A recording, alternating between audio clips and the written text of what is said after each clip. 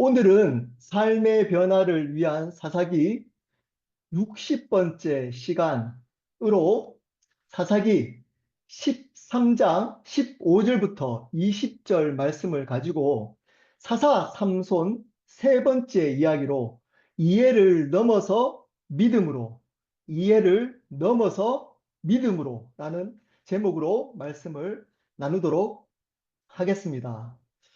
하나님께서 임신하지 못한 마노아의 가정에 자녀를 주시겠다고 약속을 하십니다. 이름도 밝히지 않는 마노아의 아내에게 하나님께서 잉태케 하시겠다고 약속을 하십니다. 그러면서 그 아이는 나실인의 규례를 따르라고 명령을 하십니다. 그리고 잉태한 어머니에게도 동일한 삶을 요구하셨습니다. 그것을 듣게 된 마노아는 하나님께 이 자녀를, 구별된 자녀를 어떻게 키울지에 대해서 묻습니다. 그의 질문에 하나님께서 나실인 규례대로 저번에 말씀했던 그대로 지키게 하라고 말씀하십니다.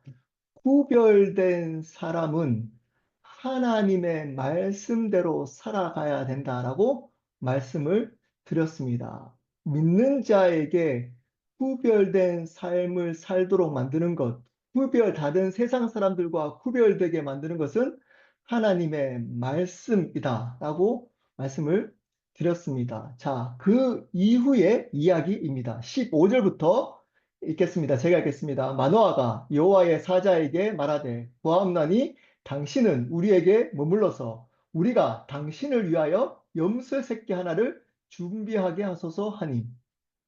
여러분, 이 장면은 기드온이 여호와의 사자를 만났을 때와 동일한 모습입니다.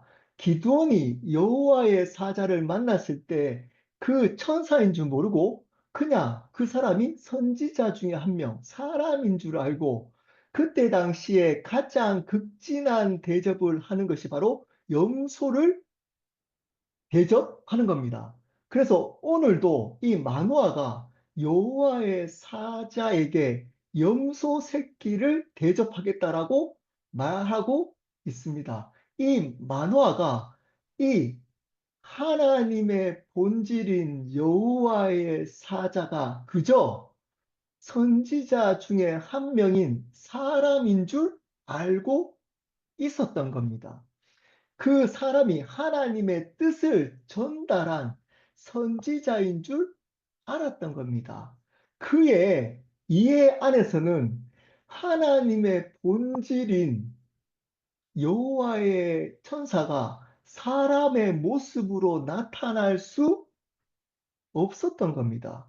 그래서 그 선지자인 줄 알고 염소 새끼를 대접하겠다라고 이야기를 했던 겁니다. 충분히 이해할 수 있는 부분입니다. 만화로서는 어떻게 그 사람이 하나님의 본질인 천사로 나타났다라고 이해할 수 있었을까요? 쉽지 않았을 겁니다. 16절입니다.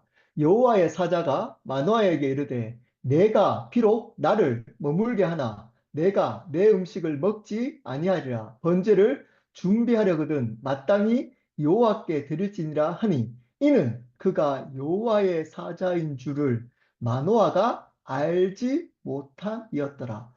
마노아가 알지 못했다라고 분명하게 밝혀주고 있습니다. 그 염소 새끼를 대접하려고 하는 그 마노아에게 여호와의 사자가 이야기를 합니다. 나에게 염소 새끼를 대접하지 말고 그것을 하나님께 번제로 드려라 라고 이야기를 하고 있습니다.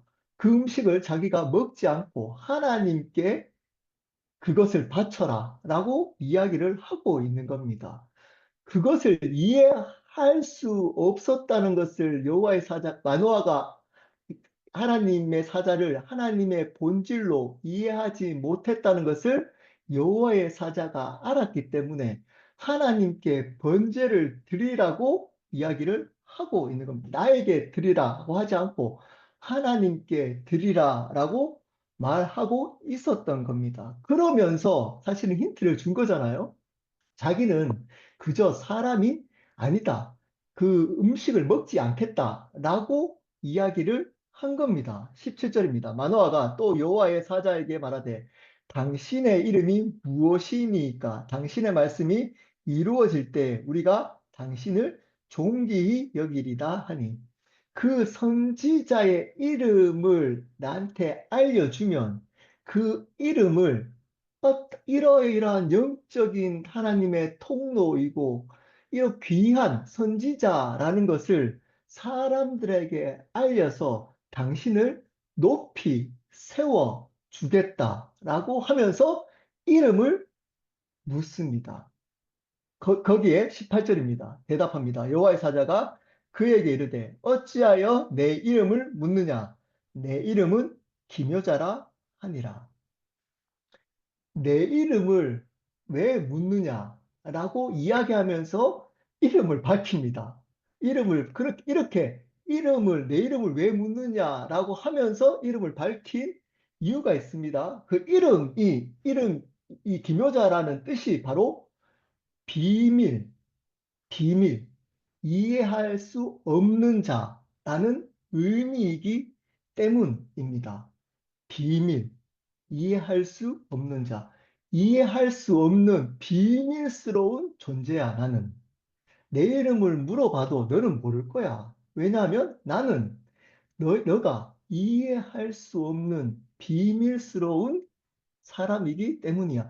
그때 당시의 이름은 본질, 그 사람의 본질적인 것을 의미합니다. 이 여호와의 사자가 자신이 누구인지를 밝히는데 이해할 수 없는 비밀스러운 존재라고 이야기를 하고 있는 겁니다. 여러분, 하나님은 우리가 이해할 수 없는 비밀스러운 기묘자이십니다.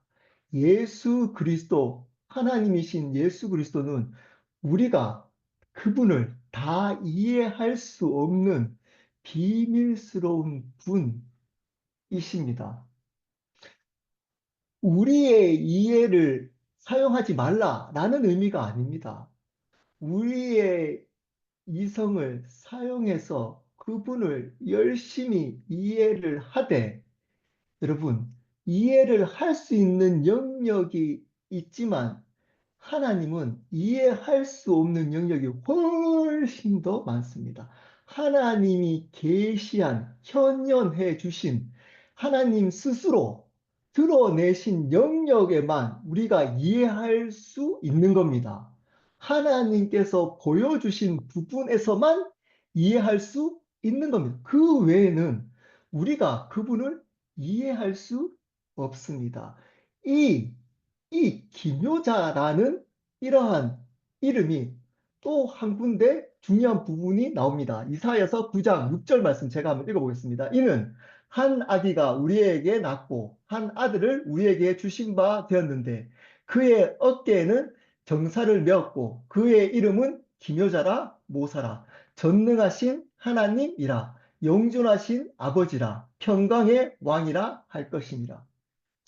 이 이사야서 9장 6절은 예수 그리스도를 가장 선명하게 예표한 구약의 구절입니다. 그럼 여기서도 예수님을 어떻게 표현했나요? 기묘자. 오늘 그러면 여호와의 사자는 앞으로 오실, 구약에서 앞으로 오실 그 예수 그리스도를 선명하게 예표하고 있는 겁니다. 삼손도 이스라엘을 대변함과 동시에 다시 오실 예수 그리스도를 예표한다. 어떤 점에서 여인에게서 난 것 때문에 예수 그리스도를 예표한다라고 말씀드린 적이 있습니다. 삼손도 예수 그리스도를 예표하지만 이것보다 더 선명한 예수 그리스도에 대한 예표는 바로 오늘 나오는 여호와의 사자입니다. 여러분, 이 여호와의 사자가 우리가 이해할 수 없는 그의 이름이, 그의 본질은 우리가 이해할 수 없다. 그리고 모사가 상담자, 카운셀링이라는 뜻입니다. 우리의 삶을 상담해주는, 우리의 아픔을 만져주고 상담해주는 분, 그리고 전능하신 하나님, 예수 그리스도가 하나님이시라는 겁니다. 그리고 영원히 존재하시는 아버지, 하나님이자 아버지, 그분은 주님이자 아버지가 되시고 평강의 왕이 되신다.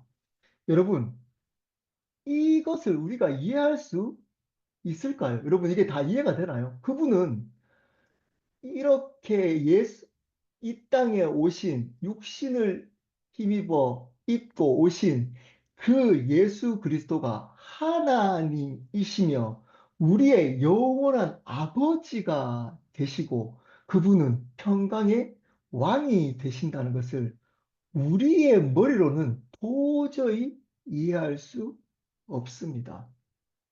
이해할 수 없기 때문에 우리는 이것을 믿어야 하는 겁니다. 여러분, 그분을 우리의 머리로 이해하려고 하는 사람이 가장 어리석은 사람인 겁니다. 어떤 분들에게 복음을 전하거나 또는 교회에 다니는 사람들조차도 말씀을 이해하지 못하기 때문에 자기는 말씀을 못 읽겠다. 말씀대로 살지 못하겠다라고 이야기하는 분들이 있습니다. 믿지 않는 사람들도 이렇게 얘기하면 그것은 이해가 안 된다. 말도 안 되는 이야기다. 라고 해서 못 믿겠다는 겁니다. 못 믿겠다는 겁니다. 여러분, 하나님을 이해를 할 수가 있다면 그분은 하나님이 아닌 겁니다. 하나님은 믿음의 대상인 겁니다. 그분은 우리가 이해할 수 없는 비밀스러운 분이십니다. 여러분, 그것을 우리는 인정하고 그분을 따라가야 하는 겁니다. 왜 하나님께 시험 당할까요? 여러분들이 이해하는 방식대로 그분이 여러분의 삶을 인도하지 않기 때문에 시험 당하는 겁니다. 예수를 믿으면 신앙생활을 잘하면 이렇게 되어야 되지 않겠나 라고 여러분의 생각대로 그분의 방식을 이해를 하려고 하면 안 된다는 겁니다. 여러분, 그러면 시험 당합니다. 하나님은 하나님의 방식대로 그분의 뜻대로 우리가 이해하지 못하는 방식, 비밀스럽게 우리의 삶을 인도해 가시는 하나님, 아버지십니다. 그것을 믿고 따라가야 하는 겁니다. 자, 이렇게 얘기했더니 19절, 20절입니다. 이에 마누아가 염소 새끼와 소재물을 가져다가 바위 위에서 여호와께 드리매 이적이 일어난지라. 마누아와 그의 아내가 본즉 불꽃이 제단에서부터 하늘로 올라가는 동시에 여호와의 사자가 제단 불꽃에 휩쓸려 올라간지라. 마노아와 그의 아내가 그것을 보고 그들의 얼굴을 땅에 대고 엎드리니라. 나는 너가 이해하지 못하는 비밀스러운 존재야. 라고 이야기를 했더니 19절, 마누아가 그 말을 이해를 했을까요? 그 말이 어쩌면 이해가 안 됐어. 야, 저 사람이 무슨 말을 하지? 자기가 비밀스러운 존재라고? 라고 이야기할 때 사실은 또 그것을 이해하려고 했으면 이렇게 제사를 못 드립니다. 근데 마노아는 그렇게 이야기했던 그 여호와의 사자의 말을 그냥 믿고 염소 새끼와 소재물을 가져다가 여호와께 제사를 드립니다. 그 여호와께 제물을 드립니다. 그랬더니 이적이 일어났습니다. 여러분, 우리의 이해를 해서 하나님의 이적이 일어나는 것이 아니고 그것을 믿음으로 받아들일 때 하나님의 참된 기적을 경험할 수 있는 겁니다. 여기서 이적이라는 단어와 원어적인 단어와 기묘자라는 원어적인 단어의 어근이 같습니다. 비밀스러운 우리가 이해하지 못하는 방식의 일, 이것을 뭐라 그런다고요? 기적이라고 하는 겁니다. 기적. 여러분, 여러분이 이해할 수 없는 방식의 일이 여러분 삶 속에 일어나는 것을 기적이라고, 기묘자임을, 그분이 비밀스럽고 이해되지 않는 분임을 이적을 통해서 드러낸 겁니다. 나는 너희들의 이해를 넘어서 있는 믿음의 대상이야. 라는 것을 이적을 통해서 보여주신 겁니다. 그러므로 믿음의 대상인 그분에게는 믿음으로 반응할 때만 역사를 일으킬 수가 있는 겁니다. 여러분, 그분에게는 여러분의 믿음을 드려야지 여러분의 상식, 이해, 경험을 드려서는 안 되는 겁니다. 그분께는 믿음을 드릴 때 참된 우리가 이해하지 못하는 방식의 일들을 경험하게 그분이 하시는 겁니다. 우리는 그러므로 그 기묘자이신 예수님을 따르려면 믿음으로 따라야 하는 겁니다. 고린도전서 1장 22절부터 25절까지 말씀을 제가 한번 읽어보겠습니다. 고린도전서 혹시 성경책을 가지고 계신 분들은 또 함께 읽어보도록 하겠습니다. 1장 22절부터 25절까지 말씀입니다. 읽겠습니다. 유대인은 표적을 구하고 헬라인은 지혜를 찾으나 우리는 십자가에 못 박힌 그리스도를 전하니 유대인에게는 꺼리끼는 것이요 이방인에게는 미련한 것이로되 오직 부르심을 받은 자들에게는 유대인이나 헬라인이나 그리스도는 하나님의 능력이요 하나님의 지혜니라. 하나님의 어리석음이 사람보다 지혜롭고 하나님의 약하심이 사람보다 강하니라. 유대인은 그리스도가 부담스럽답니다. 꺼리낌이 된답니다. 부담스럽고 이방인은 그 그리스도를 보고 미련한 사람이라고 손가락질 한다는 겁니다. 유대인은 지금으로 말하면 종교인을 의미합니다. 교회를 다니지만 그저 그분을 주님으로 그분의 방식대로 따르는 것이 아니라 자기의 유익을 위해서 그 교회를 다니고 있는 주님을 따르는 종교인들을 의미합니다. 그들이 복음을 왜 부담스러워 할까요? 22절에 나옵니다. 유대인은 표적을 구한다는 겁니다. 유대인은 표적을 구한다는 겁니다. 여기서 표적의 의미는 유대인이 원하는 방식대로 이해되어지는 놀라운 일을 의미합니다. 자기들의 방식대로 일어나는 놀라운 일을 구한다는 겁니다. 그러다 보니까 하나님의 방식대로 우리가 이해할 수 없는 일을 일으킬 때 그들은 부담이 된다는 겁니다. 계속 자기는 이것을 원하는데 하나님은 이런 일들을 행하니까 계속 부딪히니까 부담이 되는 겁니다. 그리고 여기 이방인은 믿지 않는 사람들은 당연히 자기가 이제껏 세상에서 배웠던 이해 방식대로 그리스도인들을 살지 않기 때문에 그들을 보고 미련한 사람들이라고 당연히 손가락질 합니다. 종교인들이나 믿지 않는 사람들이나 자기가 이해하지 못하기 때문에 그리스도를 부담스러워하고 미련한 것이라고 생각합니다. 복음을 미련한 것이라고 생각합니다. 이런 겁니다. 재정의 문제가 생겼습니다. 그래서 하나님 도와주세요. 도저히 제 힘으로는 경제적인 문제를 해결할 수 없습니다. 하나님, 기적이 필요합니다. 그런데 재정을 채워주지 않는 겁니다. 않는 겁니다. 그래서 부담이 되는 겁니다. 그래서 시험을 당하는 겁니다. 가정의 배우자와 또는 가정의 어떤 사람들과 문제, 또 사람들과 다른 가까운 사람들과 관계에 문제가 생겼습니다. 하나님, 제 힘으로 도저히 관계를 회복할 수 없습니다. 하나님 도와주십시오. 했는데 관계가 여전히 회복되지 않는 겁니다. 그래서 시험 든 겁니다. 시험이 드는 겁니다. 우리의 방식대로 한다면 경제적인 문제가 생겼을 때 기적같이 갑자기 돈이 생겨야 되는 겁니다. 관계 문제가 생겼을 때, 우리의 관계가 문제가 생겼을 때 하나님이 그 관계 문제를 기적같이 회복시켜 주셔야 되는 겁니다.